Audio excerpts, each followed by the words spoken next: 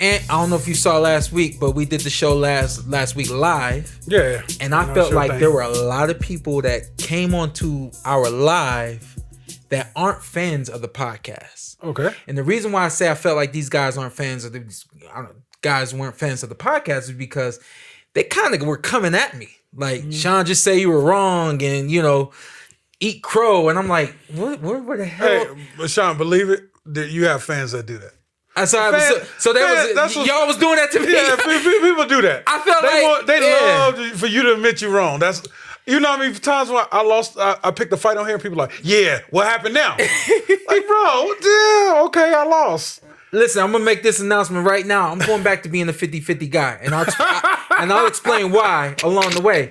But I'm gonna do this real quick. You've been wrong too much? I'm gonna do this real quick, right? Right. I'm gonna talk directly. I'm speaking directly to Devin Haney. Okay? I'm also speaking to the fans, the supporters of Devin Haney that may have felt like whatever you've been seeing him say or feel he's been doing, that you might feel he's justified. Listen, I'm gonna say my piece, 10 minutes of this, and then we're done with it. Whatever happens after that happens. But disclaimer for my guy Antt right here. Don't take shots at anybody else. It all comes at me. Okay, I don't care. I know you don't care, but it all comes at me. I'm built for this, baby. This is my Dr. Schultz moment, okay? You guys remember the Django film? Dr. Schultz and Django are going to get his wife, Broomhilda, from Candyland. They get there, they do the job, everything's done, and then Calvin finds out that this joint is twisted up. Mm-hmm. He still is going to let Broomhilda and Django and Dr. Schultz go. Sign the paperwork, all that kind of stuff. It's all done. Dr. Schultz is just in this funk.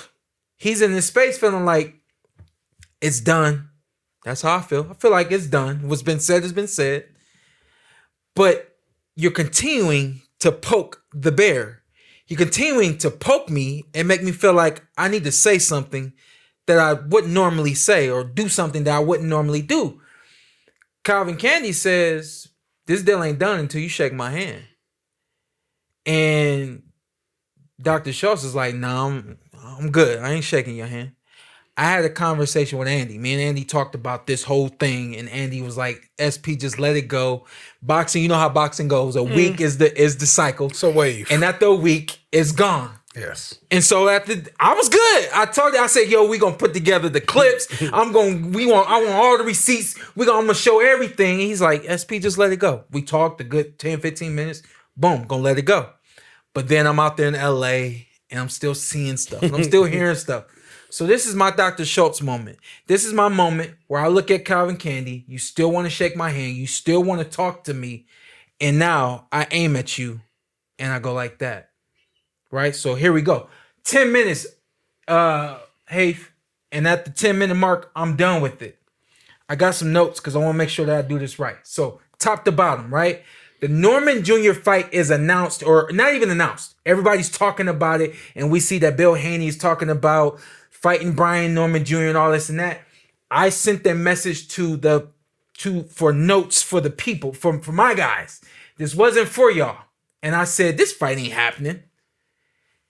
Hafey put it on there. And now I got an answer to what I said to everybody. So now let me explain one more time what I meant by that. There's a lot of times when you're talking about a fight that you want to have happen. Mm-hmm. People don't know about this, but I was calling Terrence in 2020 to see if he and I could fight. My dad is hounding me. Give me names. We're not going to get Terrence. I said, if it ain't Terrence, it ain't nobody. I don't want to fight anybody but Terrence. That fight was talked about for a year before the fight happens. That's how long it takes for some of this stuff to happen. So when you're talking about we want the best, we want Brian Norman Jr. and all this kind of stuff, yeah, that's what you're saying out here. But at the same time, what's realistic? What can actually happen? At that point in time, when they talked about the fight, I didn't think the fight was realistic. Mm-hmm. I didn't think the fight was going to happen. I didn't think coming off of a performance that he had against Jose Ramirez, that Brian Norman Jr. being on the kind of tear that he was on was what they wanted next. I just didn't think that, right? That's what I keep to myself, but because it was made public, now I got to answer it. And I said that. Before the fight was announced that it was going to happen, I came back around and said, oh, you know what? Actually, this fight is going to happen. And I said, but you know what? They just kind of put their foots in their mouths. I'm not saying they're scared. That's what I said back then. I'm not saying they don't want to fight Brian Norman Jr. I'm not saying that. What I'm saying is they just don't want this fight right now. It ended up being the best thing for him. Smoked him. Ended up being the best thing for him. But number one, I was on record for saying it wasn't going to happen. And then when Bill was calling Junior and talking to him, and then everybody's saying Shawn was right, I said, well, you know what? Actually, while I said it wasn't going to happen, it actually is going to happen, because once I take a look at Turkey, His Excellency is involved, this fight is actually going to happen. Whereas before you would have a top rank in the PBC situation and Shawn's in the middle saying, I want Terrence Crawford, and it takes a whole year for this to happen. That ain't happening right here. So again, where was I wrong? Then the fight happens, and let's fast forward real quick. And then, we'll go through this real quick. The performance that he had against Ryan Garcia, that fight went the way that it went. In between those knockdowns, my man was handling his business. He was doing what he needed to do. The fight was still close at the end, but we all knew that Ryan Garcia won this fight. Mm-hmm. Then you fast forward, and you have the kind of performance he had against Jose Ramirez is just not acceptable. Mm-hmm. So let's move on past that fight, because you just had this last fight. So now we have to judge you based off of your last fight. Mm-hmm. But based off of Ryan Garcia, based off all of the talk between Ryan Garcia and Jose Ramirez, you don't leave me with a whole lot to work with. So coming to this fight, I'm looking at one guy that's extremely confident as a Southern boy, looks like he don't know how to accept no, and doesn't really look like he can be outboxed. Looks like he's going to have more answers than what he had. And y'all had the right answer for this kid. Mm-hmm. And y'all performed great. Where's the hate from me? And again, let me rewind real quick. While everybody was talking about you dropped him in the second round and then it's a snooze fest, after about 6 or 7 rounds, it becomes a snooze fest. I said last week, I'm not going to talk about this being a snooze fest. He did what he had to do. I left the hate in the back room. I could have talked about how you said you was going to fight, you was going to disarm somebody and make them a one-arm fighter, take away their best punch, which was their hook, which you did. And then you dropped the dude in the second round. How are you fighting a one-armed guy who's getting bad information from his corner and you can't do any more than what you did in the second round? But I didn't say that last week. I left that off this because I try to give everybody their respect. I try to give everybody the love. I try to treat everybody how I would expect them to treat me. But because you want to go on other networks and stuff like that and talk about me and all that kind of stuff, I just got to answer to all this. I got some notes because I want to make sure that I don't miss anything. Paying for sparring. Devin, we sparred a number of 2 times. In each of those sparring sessions, I was told by my dad to do defense. And you were 14 or 15 years old, not even 16. 14 or 15. And my dad admired the kind of boxer that you were at your age and said, I just want my son to work defense. Let your son move around. He could throw as many punches as he wants to throw. My son is just going to work defense. We wasn't trying to take it light on you or nothing like that. We didn't feel like you couldn't handle it. My dad was taking me through a rigorous exercise that he did with me. Learn from it. And in the process, you never got money from me. So don't tell people that Shawn paid you $200 to $300. I'm sparring Kelly Pavlik when I'm 14 years old. Kelly didn't pay me. When I sparred Kelly when I was 14 years old, I did 3 or 4 rounds with Kelly. That got me ready. They wanted to see what can he do. And then a couple of years later, they brought me back to spar with him. And then they actually paid me to be in camp with him. You were never in camp with me. You was on the back end of camp where Shawn just needs some rounds. He just want to move around, and my dad want to make sure that everything is firing the way that it needs to fire. And you never got money from me. My dad did his job as a manager. He looked at a young kid coming into the ring. Thanks for giving us some work. Here's a little bit of change for giving us work. for moving around with my son while he does defense. And shout out to Bill because Bill did what he was supposed to do. When that sparring session goes public, Bill don't tell nobody, well, Shawn was just doing defense and, we just was in there, moving around with him. It was good. It was a good experience for my son. You don't need to explain anything. Your son was shining that day. You let him shine. And what does that do? That increases your profile. You're welcome. And yeah, I talked about Victor Conte because Victor Conte was a part of a situation with Vada where nobody knows the exact business that Vada and Victor Conte did. But when Brian Jr. started talking about it, I said, I didn't know, It's saying a whole lot. But what I was saying was there is a small conflict there. And by the way, Victor and I were very good before he passed on. Very good. I was checking on him very often before he passed on. Victor had no problems with anything that was done on this podcast. So why should you? The accomplishments. I looked at the comment on the podcast and you practically attacked Tiger and Shushu and of course myself and Sean Zittel and said you've accomplished more than all of us combined. Congratulations. And I keep talking about the documentary that I'm putting together. And when you see this documentary, it has to be great. It has to be excellent. It has to be the best. But when you see this documentary, you're going to understand that a lot of the stuff that I did, I didn't grow up wanting to do practically 90% of what I did. I didn't grow up wanting to do it. You're living the life that you have always wanted to live. I'm very, very happy for you. I'm proud of you, and I'm glad that you've surpassed anything that I could have ever done at this point. But then let's rewind back real quick. Ain't nobody ever talked about Shawn Porter being in a boring fight.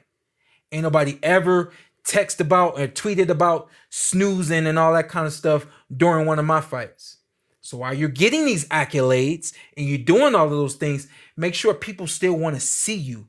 Make sure people aren't still talking about you being a boring fighter that can't do any more with a one-armed guy than go the distance with them. Didn't make sense. I'm not hating. I do the best I can to show love. I pick my words very deliberately. I try to be fair at all times. I try to be concise with everything that I do. This PorterWay Podcast, this energy that y'all getting from me right now, it ain't too many times we've had this kind of energy on the podcast. And I really do hope that this is the last time. My dad told me that boxing is this much of your life. You got so much more life to live after this. And with this little bit that you got right now, not everybody gets that 20, 30-year bid like Mayweather and like Pacquiao. Mm-hmm. Most of us get this amount of time. And if along the way you burning bridges and you doing the wrong things, you won't be like me. I can travel the world by myself and I don't have to look behind my back. Nobody's out for me because I've been respectful, because I've been a gentleman, and I've tried to extend love in everything that I've done, whether it's on a podcast, a broadcast, whatever it is, other networks and all that kind of stuff. Last thing I want to say, and then I think I'm good. I'm moving forward. Where we at with time? About 16 minutes in. Okay. Last thing I got for y'all is the psychology of this game. And the psychology of this game, I mean, is the psychology of life. Check it out, Antt. Somebody can say 7 good things to you and they say 1 bad thing. What you remember? Yeah, the bad thing. Remember the bad thing they say to you. Mm-hmm. That's how we're created. That's how we're made. I wouldn't say that's how we're created, but that's how we operate. We operate recognizing more negativity than we do positivity. So let's go all the way back one more time. And Devin said, I've been hating on him for years. That fight ends with Ryan Garcia. And I'm practically the only one in the boxing community that said they can fight 9 more times and Devin is going to win all 9 of those fights. Mm-hmm. I said Devin's going to win the rematch. He made the wrong decision that night. He came in with the wrong mindset that night. Everybody was tearing him to pieces. And I said, no, he's good. He's good. And then that fight he had with Jose Ramirez, everybody like, no, he ain't good. He gunshot. He this, he that. I said, nah. I said he just had to push the reset button. He good after this one. He just had to push the reset button. He didn't use as much offense as we're used to. I said, but he good. He good. Everybody else was writing you off, big dog. I did not do that. And when this fight was announced and it was actually happening with Brian Norman Jr., everybody was saying Brian Norman Jr. was going to end your career. I said, stop saying that. Not only is he not going to end his career, but if Devin is operating the way we know Devin can operate, what did we hear his dad saying to Junior's dad saying to him in the fight? Come on, son, you got to do more. And I said that's what was going to happen. I salute you, Dev. I salute your accolades. I salute everything that you've done because game recognized game. We recognized it when you were 14, 15 years old. We've watched you grow. We've watched you become everything that you've become. I see you at 147 pounds looking like a man. But don't call yourself Debo Dev if you can't Debo nobody that's got one arm and can't get past one defensive move. And you dropped the dude in the second round. You were supposed to drag him through the mud. The same way everybody drug you through the mud when you got dropped a couple of times by Ryan Garcia and everybody's saying that you really lost that fight, even though it got wiped off your record. You lost that fight. I said, man, let it go. It is what it is. Everybody drug you through the mud when you had that kind of performance you had against Jose Ramirez. I said, nah, he's good. He's good. You are good, Dev.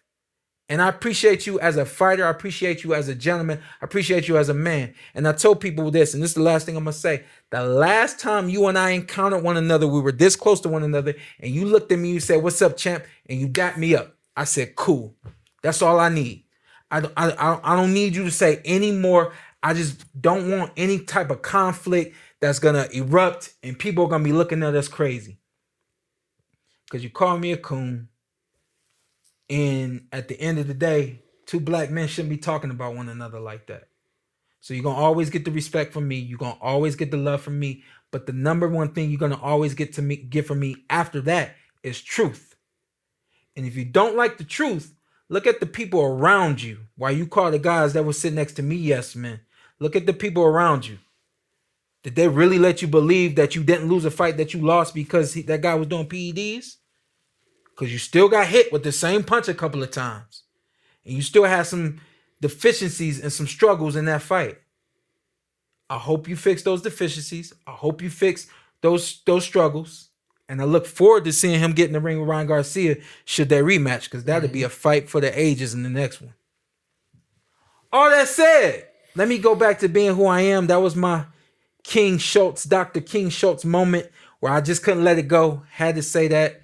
I think it's all done, dead. You're not gonna get anything else from me. I can't spend energy like that on things like that. To me, it's just not necessary.